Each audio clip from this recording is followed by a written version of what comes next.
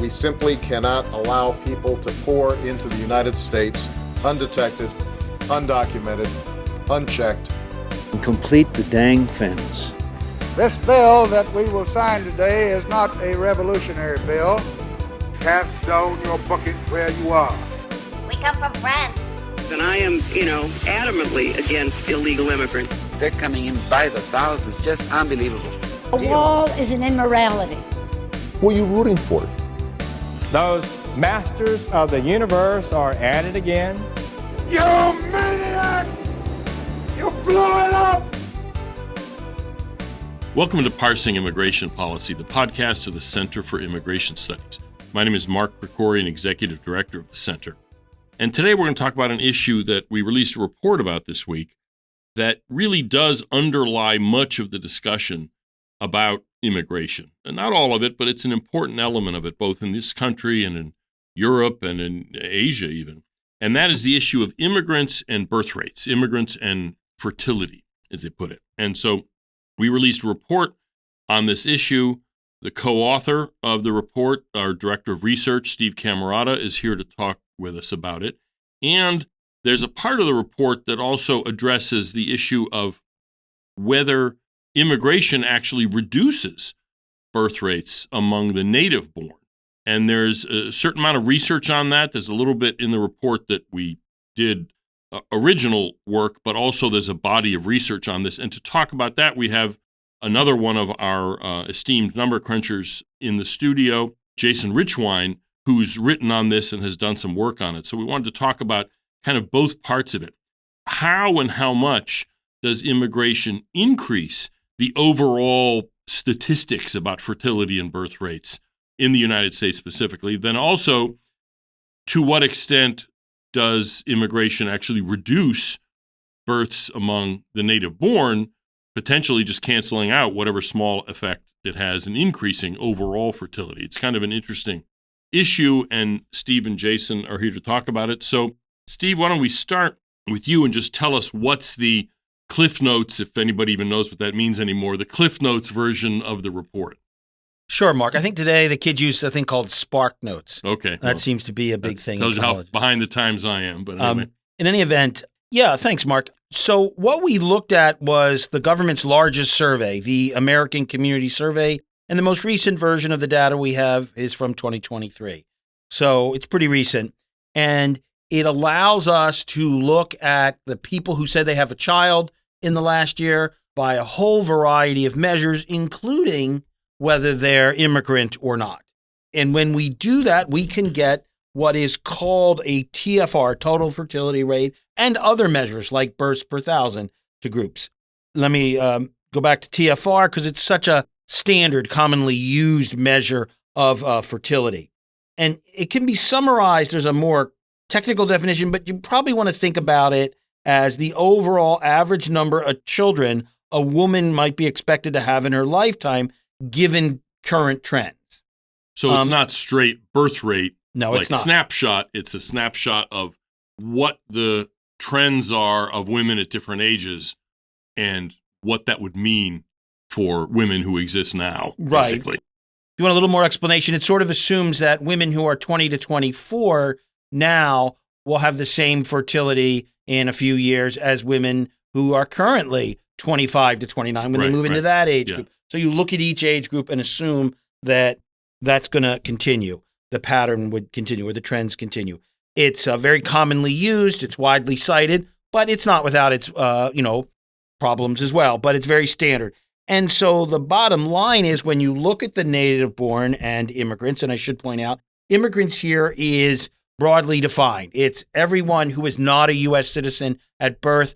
Typically, the government refers to these individuals as foreign born. It includes naturalized citizens, the green card holder, the permanent resident, even some temporary visitors who are picked up in the survey, mainly guest workers and foreign students, and of course, millions of illegal immigrants. And yes, without a long explanation, the Census Bureau is clear that illegal immigrants are included in this data. So what does it show about TFR? So what it shows is that overall, immigrants have a TFR of about 2.2, a little bit less. The native have a TFR of 1.73 children, and In America, the overall, when you combine the two, is a TFR of 1.8.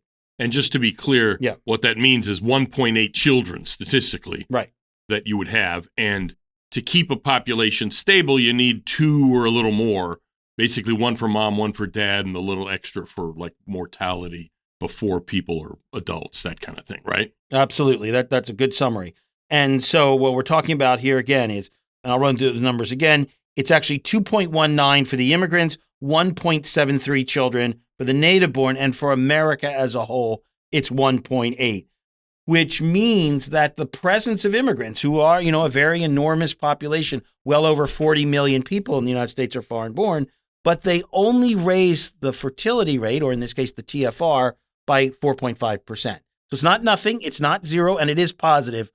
But if it's not trivial, it's at the very least, you could say, it's very small. And not to be, flip about it, but that's kind of my brand, that it increases, in the report, you report that it increases the overall total fertility rate for the country to have immigration by 0.08 children, which kind of, I figure, amounts to about a hand and part of your wrist or something like that. I mean, but anyway, so the point is the effect is small. And why is it so small, though? Right. There are several reasons, but one of the biggest is just that the immigrants don't have that much higher fertility than the native born. One of the things we point out in the report is that the TFR of immigrants has declined over the last 15 years, even somewhat more than it has for the U.S. born. And so the two groups have converged. They were originally not enormously different, and now the differences are not that large. Further, of course, most births in the United States are still to the U.S. born, and as such, the inclusion of immigrants doesn't pull the average up very much, just mathematically. So what does all that mean? It means that the presence of immigrants does not change the fertility rate in the United States as measured by the TFR. Well, it changes it, but only not very, very small. Yeah, right. So the interesting thing is, and this is, maybe I'm jumping ahead a little bit, but you mentioned that the TFR, the fertility of immigrants as a group, has been going down faster than of natives as a group. Part of that presumably is different people coming in or the people here having fewer children. But is part of that the fact that fertility is declining everywhere in the world anyway? I mean, Mexico now has, if I'm not, I think I checked the CIA World Fact Book that has all of, and the numbers aren't exactly the same. They come up with their own estimates, but their fertility is now not only below replacement. I think Mexico's is at or below our fertility rate. But the point is it's down, and it's been going down, and it's going down everywhere in the world except for a handful of places. A very good point. There are exceptions in Latin America, a few in Asia, a bunch in sub-Saharan Africa, where fertility still remains high, say above 4 children per woman in her lifetime. But that's now the exception, very much so. Remember, fertility in the United States, as recently in the early 1960s, was still over 3 children per woman. But that was still the baby boom at that point. That's the end of the baby boom. Right. But the point here is that that is no longer the case and has not been the case in the United States for quite some time. The United States got to replacement level fertility in the early 1970s. Mm-hmm. And that pattern, that transition, as they call it, fertility transition or demographic transition, has occurred almost everywhere in the world, including countries that you might think that their religious traditions might preclude that. And what that means is there aren't any really immigrant groups in the United States, with very few exceptions, that have extremely high fertility, 5, 6 children, that sort of thing. There are always individuals. There can be a tiny exception here or there, but overall, fertility among immigrants in the United States is not that exceptionally large. And of course, the biggest and most important immigrant group in the United States, Hispanics, have seen some of the largest declines in their fertility. Just as a follow-on to that, not that this should surprise anyone, but even when we go deeper and try to look at the native born by race and ethnicity, we find this same pattern of relatively low fertility. And it's why in the long term, immigration doesn't really have a large impact on slowing the aging of American society. It's because the children of immigrants have low fertility, just like everyone else. The TFR, for example, of U.S. born Hispanics is only 1.8. For Asians, it's only about 1.5. For U.S.-born blacks, it's 1.65, and it's 1.75 for U.S.-born whites. All major racial groups in the native-born generation, that is, and many of these are children of immigrants, especially when we talk about Hispanics and Asians, they don't have high fertility either. So you can see that as a powerful form of assimilation, but the bottom line, it means both in the short term, as we've already talked about, and in the long term, immigration is not going to be pulling up the nation's fertility rate. Arguably, I mean, it just statistically or mathematically speaking, you could pull it up more by having potentially, I guess, massive increases in immigration so that the differential in fertility, which isn't that great, but it is, noticeable, it's a real thing, would make more difference if you had, 5 million, 10 million immigrants a year. But of course, that creates all kinds of its own problems. I mean, and isn't going to happen anyway. Right. So actually, we do a little simulation in the report itself along that line, where we assume, let's imagine we doubled the number of immigrant women in America. And then we looked at the birth rate of just women who are 15 to 50, the ones who would have children. And we had twice as many of those women.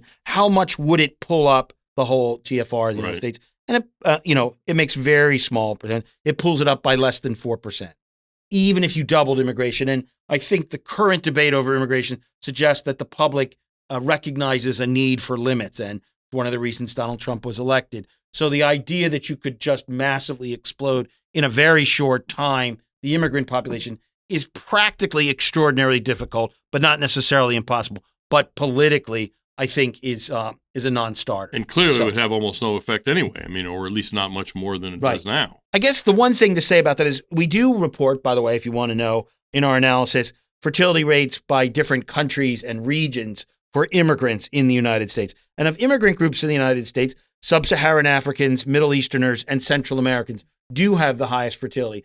So you might be able to tweak out a little more if you didn't take in so many people from, say, Latin America, East Asia, India, and so forth, and allowed in more people from these very high fertility areas. Perhaps maybe you could make a small change. That's not how our immigration systems work, but that might be. But there are differences between groups in the United States. But the bottom line, overall, the presence of immigrants does not have a large impact on overall fertility in the United States. And for people who want to dive more into this, obviously the report itself will have linked in the show notes. It'll be on our website at cis.org. But the report also has the Excel spreadsheet and Excel tables with all of the information in it for people who really, for me, it's all Greek to me, as they say. But for those who want to dive into the numbers, there's an opportunity to do that. This is all transparent U.S. Census Bureau data. It's just that in this report and just generally, basically ask questions of the public existing government data that some other people just aren't asking. So it's not as though this is some kind of magic trick where we, as they say in statistics, whip the data until it sings. This is just we're asking questions that other people aren't asking. So I want to get to Jason now, and we'll come back to you, Steve, or pipe up if you have any want to say anything. But Jason, what you've written about elsewhere in the report cites some of this and also includes some work as well, that it's at least suggestive, if not conclusive, that immigration does have an effect in reducing births among the native born. And a lot of people who are immigration skeptics kind of have this sense that there must be something to that, and yet there really hasn't been a lot of discussion of it. So what has the research on this shown? Yes, well, I am here to say I think that if the goal is to use immigration to raise the fertility rate, then Steve has actually been overly optimistic, believe it or not, in his discussion of it. Because yes, Mark, you're right. We can't prove this with 100% certainty, but the data really pretty strongly point in this direction that immigration does depress the fertility of natives. So there are a variety of mechanisms by which that could happen. One of them is housing. So immigration tends to raise the cost of housing. You may remember, Mark, the vice presidential debate last fall when J.D. Vance made that point. Right. And he said he would prove it, and then he went on to tweet an academic article showing it, a CBO report showing it, Federal Reserve Board of Governors saying it in a speech. And do you remember how the New York Times embraced that evidence? No, I don't remember. Oh, it was a long piece that said, actually, immigration doesn't raise the cost of housing. In fact, maybe it even lowers it. It was pretty embarrassing. We wrote a whole response based, showing the actual academic evidence. Right. It's the kind of piece that only shows up, during campaign season, basically. Right, yeah. And only in the New York Times, right? Well, it's yes. their specialty. But anyway. So, right. So what does the research actually show? Sorry about that digression, but I have to get that kind of dig in there. I understand. So on housing, the effect actually is ambiguous because remember, when immigrants raise the cost of housing, some people benefit and some people lose. So who would you say is which in this case? I don't know. I mean, usually the way it works is people with money do okay and people with less money don't do all that well. That's kind of a general rule for human history. Is that correct? A general rule of immigration as well, it seems, right? So, so if you already own your own home, it's great when immigrants come in and raise the value of your house, right? But if you don't own your own home, if you're a renter, if you're a young person looking to buy, then obviously you suffer from that. And what the research indicates is that you actually get a fertility boost in people who already own their own homes when immigrants come in, but you get a fertility reduction among people who are renters, young people trying to start a family. So it's the same idea as everywhere else. Immigration creates costs and benefits, winners and losers. Yes, and the losers, more often than not, are the lower skilled people, the working class Americans. Surprise, surprise. So how does that net out from a housing perspective? There's debate on this. There are some papers saying it's positive, some saying it's negative. I think one thing we can say for sure, though, is that when it comes to housing, immigration reduces the fertility of working class Americans. I think that's pretty much well established. But there are other mechanisms that are clearer. So one of them is just wages. Sort of a long time finding that immigration is going to put downward pressure on wages of the American workers who are competing with those immigrants. Is there any chance I could just jump in here? Sure, because sure, I just of course, can't please. help it. Just to remind your listeners, the way often the immigration debate works in public is that it turns out even when you have two opposites conclusions, immigration can do them both.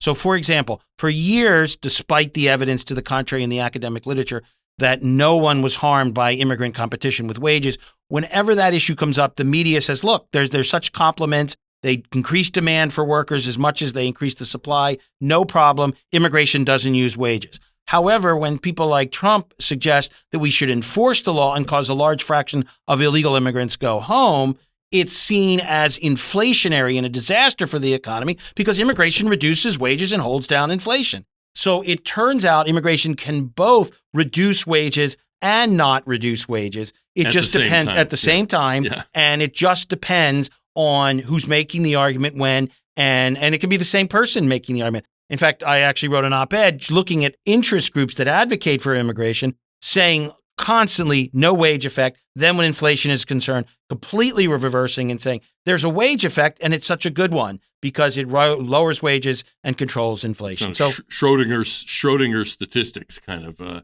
it depends on what it's either positive or negative depending on when you look at it. Whatever you'd like. It's kind of like that old Saturday Night Live routine that it was a fake ad. It's both a floor wax and a dessert topping. So anyway, let's go ahead. Sorry to interrupt. Sorry for this frivolous interruption. I don't know who let that guy in the studio. I was just talking about wages. So wages, go ahead. The key thing about wages is instability. This is what they point to in the literature. It's not just the fact that someone has low wages, which leads to lower fertility, although that is an effect. It's the instability of it. It's a case where if you know that outsourcing is occurring, or you know that a lot of H-1Bs are being hired into your sector, then it's likely that you're going to delay fertility because you're just not sure what the future is. Oh, I see. And that's predictability, kind of. Yes, that's what immigration can do. It can sort of destabilize a formerly sort of stable labor market environment, which can reduce fertility for all groups in that case. And isn't there, you would also, Steve's the one who wrote it, but I mean, this is sort of based on some literature searches and what have you that you've done, is that there is some effect of diversity reducing fertility as well, is there not?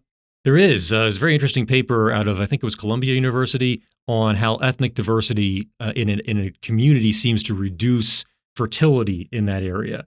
And there are a number of sort of sub-mechanisms here that the authors sort of speculate about might be the cause of this. One of them is my favorite term in the world of academic jargon, homophily. And of course, all of your listeners know what that means. It means basically preference for the same. Okay, it's that on average, people are going to want to marry people who are like themselves.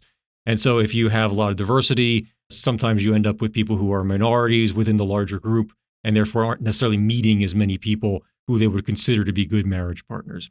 The other possibility goes back to the old Robert Putnam finding on how ethnic diversity affects social capital, how it affects civic engagement. In the presence of diversity, he found that communities tend to be less involved, less integrated. People tend to just sort of stay in their own homes rather than go out and meet people. So that's another possibility. If you don't mind, Mark, I just would like to put in another dig. Sure, one more, and then I want to go to Steve. Putnam, he really didn't like his own results. And you can be pretty... And this is the bowling alone guy, but we're talking about his diversity research, which is a different thing. A very distinguished political scientist with a number of very important findings. He made his name on social capital with bowling alone, but then began looking at the effect of ethnic diversity on that. And you can be prickly about it. Have you ever shared a stage with him? No, I have not. Nevertheless, even if you haven't talked to him directly, he certainly knows your name because you have cited him in the past. And he wrote an angry letter to the editor of the Wall Street Journal in 2017. He says, Mr. Krikorian misleadingly cites my research. He deftly cherry picks. And this is something that has bothered me for a long time because if you actually read Putnam's paper, the actual result is just about diversity and its negative impact. He does an extensive modeling where he has as many control variables as you can imagine. He runs it with hundreds of different specifications, and he can't get that diversity variable to go away. He can't make it insignificant. And he's just sort of very reluctantly acknowledging, yes, there is this negative impact of diversity on social capital. But then he sandwiches that actual solid empirical result with the most sort of hand-waving, light touch kind of framing that says, well, but in the long run, maybe it's good because, the Army's dealt decently with diversity. And by the way, did you know the immigrants have won a lot of Nobel Prizes and so forth and so on? But, the only thing that I consider to be of any real value empirically in his paper is the actual result of ethnic diversity lowering social capital. And to be clear, Putnam hasn't found the connection there to fertility. It's just that it seems at least suggestive that his findings have a fertility effect, right? That's right. Yeah. This is something of a side rant, but right. I just wanted to point out that, when he says, that we definitely cherry pick his result, no, we're picking the part that's an actual empirical analysis. Right. We're not picking the speculative musings that he framed that analysis with. The dicta, as they would say in a Supreme Court ruling, instead of the... So, Steve, for your report, you include some of this on other literature, other studies, but you also did a correlation here between immigration and fertility among fertility. And so anyway, what did that find? Yeah, when we look at where we get the most statistically robust results, which is for the 50 largest metro areas in America, and about half of all Americans live in just those 50 metro areas. In case your listeners don't know, a metro area is the central city, and then a number of the counties around it, the Department of Commerce, the Census Bureau, they come up with these areas that are both housing and labor markets, and they call them a metropolitan statistical area. So it's a very standard way of looking at phenomenon such as this, is the local area affected? And when we do that, when we look at the largest ones, we get a pretty strong result. The correlation is negative. What is the correlation now? Yeah, a correlation is as one value or variable moves, how much does the other move with it? Right. And so we get a correlation of about 0.48 when we look at those 50 largest metro areas, again, where the statistics are most robust, our sample sizes are the largest. What are the two variables? Right. The two variables are the share of the population that is comprised of the foreign-born and birth rates to U.S.-born women. And so what's the relationship? So as the share that is foreign-born goes up, the fertility, the birth rate, if you will, of women who are U.S.-born goes down.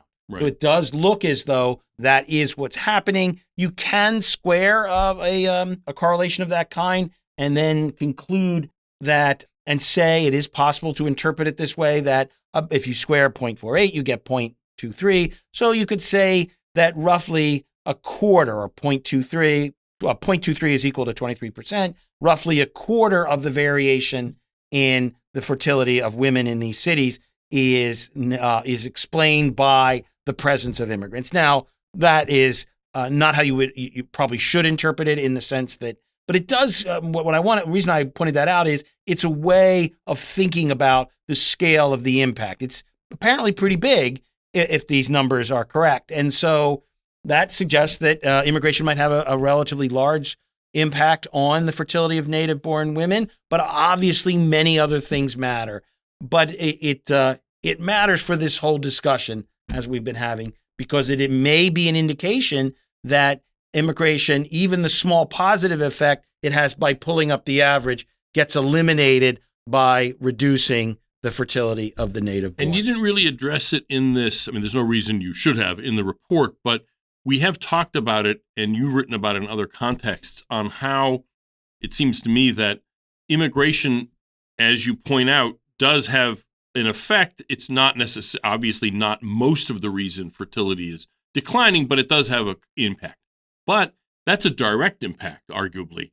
Is there an, I don't know if this is the right word, an indirect impact, but doesn't it also, in a sense, change the political incentives in thinking about how to address the declining fertility issue, so that immigration is a kind of Band-Aid that allows our society more broadly to kind of punt on addressing whatever the other concerns are?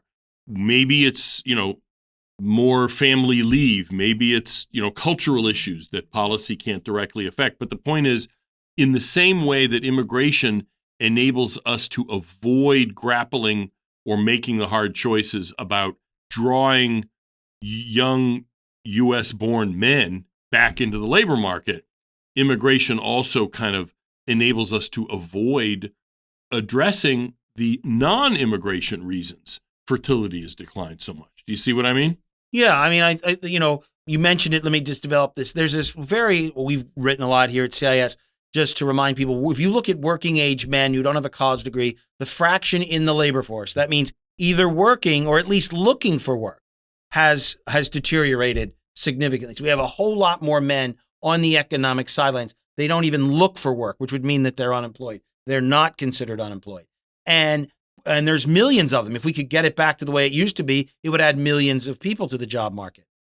What immigration can do is let us say, well, who cares? Yes, right. We have all this. And this is a huge social problem. It's linked to all kinds of negative outcomes, from opioid addiction to suicide, mental health problems, crime.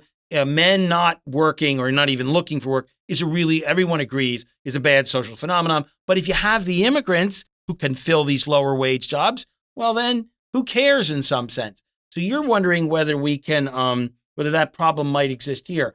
Well, it could. You could say, look, immigration has a small positive effect maybe on fertility. And so we really need to be thinking about hard why such a large fraction of American couples are choosing to have either no children or few children. And what are the impediments to that, whether it's taxes and other social policy, whether it's cultural attitudes, whatever it is. And immigration, by bringing in more people who have children, at least, kind of makes that issue less salient, less present, and lets us ignore it. It's an interesting question. And you, at the beginning of this report that we just released, quote Jeb Bush, in a sense, almost kind of making that argument, not specifically, but he's saying immigrants are going to help us rebuild the demographic pyramid, blah, blah, blah. Yeah. I mean, so explicitly making the argument that immigration is the way to address low birth rates rather than actually try to figure out why it is people are having fewer kids. Now, we're not clear. I'm not sure anybody has an answer. But why even investigate the issue when you can just bring in other people? Yeah, so, you hear this kind of argument. I see what you're so in a sense, bringing immigration is, in this sense, is kind of, well, let me put it this way. Having babies is a job Americans won't do, at least for a lot of people from their perspective, and so they're going to bring in immigrants to do it. Along those lines, I wanted to finish for just a couple of minutes with Jason telling us a little bit about a report he had released on jobs that immigrants do and all the different occupations that exist, kind of an update of something that Steve had done at least a couple of times to show that basically every job that you think is an immigrant job isn't really an immigrant job. It's mostly done by the native born.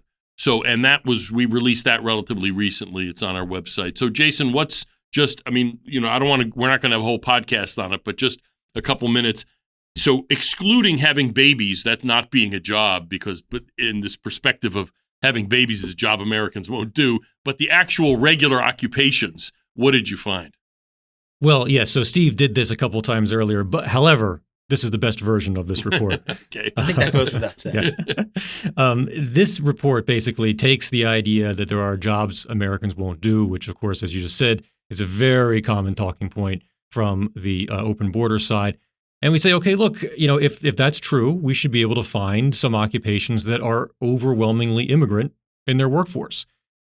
The Census Bureau identifies 525 different civilian occupations in their American Community Survey. So they basically group all jobs into these 500 plus categories. Right. Now you might say, okay, but you could still find 1,000 or 2,000. Yes, you could always get more fine grained, but I think 525 does a pretty good job of really getting at what a job really does. And what we find is that out of those 525, 520 are majority native born in terms of the workers who do those jobs. There's only one job at all that exceeds 60% foreign born, and that is, maybe not too surprisingly, manicurists and pedicurists. But even there, 1 out of 3, or close to 1 out of 3, manicurists and pedicurists is native born. So it's really difficult to say that there are jobs, at least any of these 525 jobs, that Americans won't do. There are a lot of jobs in particular that we think of as very highly foreign born, but are in fact majority native born. Maids and housekeepers, 51% native born. Landscaping workers, 66% native born. So, Americans will do these jobs. There's no doubt about it. And one thing we did in this report that was a little different from past reports is we looked at some low immigration metropolitan areas to point out that when you have fewer immigrants, these jobs still get done. It's just that a larger percentage of natives do them. So if you look at places like the suburbs of Pittsburgh, the central city and the suburbs of Pittsburgh, St. Louis, Richmond, Nashville, Columbus, these are low immigration areas relatively, but also relatively high income among large metropolitan areas. And there, in those places, 2/3 of all taxi drivers are native born. Okay, 3/4 of maids and housekeepers are native born. These jobs do get done in the absence of immigrants. It's just very clear from the data. So, yeah, I just want to make sure we got that in, even though it's not really fertility, but it is an interesting update. And the twist that you just added to it, this last point, that you looked at metro areas that have immigrants, but they have relatively fewer compared to other places, stuff still gets done. It's kind of like our old colleague, he's not old. Well, I guess he kind of is old. Our former colleague, Jerry Camer. He used to drive from D.C. to central Pennsylvania quite frequently, back and forth. And he said that as you drove out from D.C., at each exit where there was a McDonald's, the labor force became more native born as you got away from D.C. Somebody was doing the work. It's just that when there are fewer immigrants, there are Americans doing the work. So it's not definitive that if we had fewer immigrants, native fertility would go up. There are places like Korea with very few immigrants have the lowest fertility on the planet, probably maybe in human history. So again, immigration is not the answer to fertility. Ending immigration isn't the answer to low fertility, but clearly there's a interplay there, an interaction that's relevant. And the report that Steve co-authored with Karen Ziegler, our other colleague, and is on our website, we have the link at the show notes, at least gives some substance to this discussion rather than the kind of vacuous stuff you get from politicians like Jeb Bush and others about how, they're family oriented and the rest of it, and that makes them better than we are or what have you. So anyway, thank you guys for coming in and talking about this. Maybe at some point you'll do another update, Jason, of the jobs Americans will do, and it'll be even better than Steve's earlier versions. I don't think I can top myself, frankly. Okay, well, we'll see. So maybe Steve can top you. So anyway, thanks for coming in, guys, and we'll keep an eye on this. Thank you. Good to be with you. And finally, we're posting this on May 1st. And yesterday, April 30th, was the end of Trump's first 100 days of his second administration. And the 100 days thing is something that FDR's people made up. And yet it has become a kind of a benchmark of what a new administration has done. And so we at the Center have published our overview of what we think the most notable and important things have been in the first 100 days of Trump's second administration. And we go through them. I'm not going to go through them here, but obviously ending the southern border crisis and then a whole bunch of other items, mainly focused on enforcement, because that's what we've seen so far. And really that was the most pressing and continues to be the most pressing issue. But we also address some things that we might be seeing in, the second or third or whatever 100 days related to maybe asylum reforms, legal immigration changes, that kind of thing. So we'll have the link to this in our website. It's a good overview with links of what the Trump administration really has accomplished in the first 3+ months, in the first 100 days of President Trump's second term. And there's going to be a lot of commentary on this in print and on TV and elsewhere. And so I think it was important to get in what we see as the most important accomplishments of the beginning of the president's term. So that's it for this episode of Parsing Immigration Policy. This is Mark Krikorian. I want to thank Brian Griffith, our producer. I want to thank all of you for tuning in and encourage you to rate and review the podcast if the platform that you get it on allows for that, because it really does allow the podcast to show up, higher when people do searches. And hope you tune in next week.